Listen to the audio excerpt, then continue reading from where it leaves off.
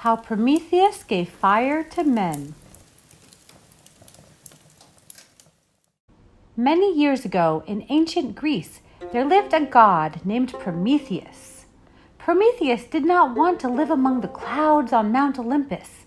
Instead, he went down to live on earth among men.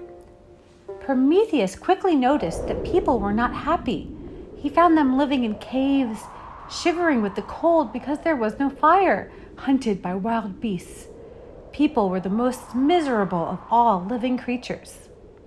If only they had fire, said Prometheus to himself, they could at least warm themselves and cook their food.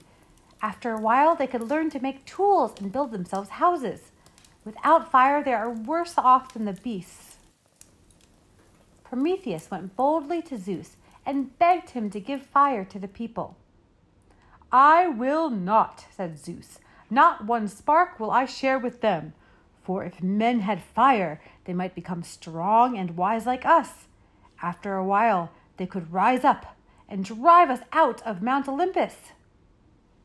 But Prometheus did not take no for an answer. As he was walking by the seashore, he found a tall stalk and carried that stalk up with him to Mount Olympus. "Mankind shall have fire," he said to himself. And with that thought, he snuck over and stole a spark from Zeus's own lightning bolt. Prometheus touched his long reed to the spark, and it caught on fire and burned slowly in his hands.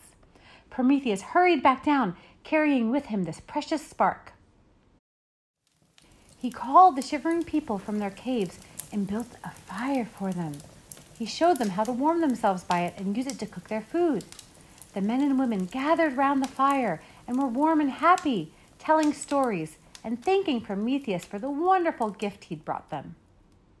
One chilly winter evening, Zeus gazed down from Mount Olympus and noticed fires burning cheerfully at the hearths of men and women in every village.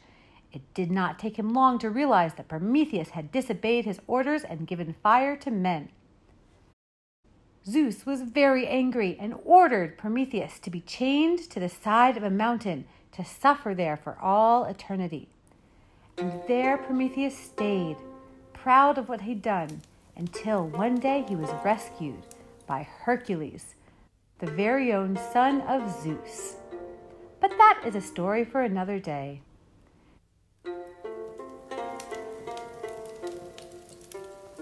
The end.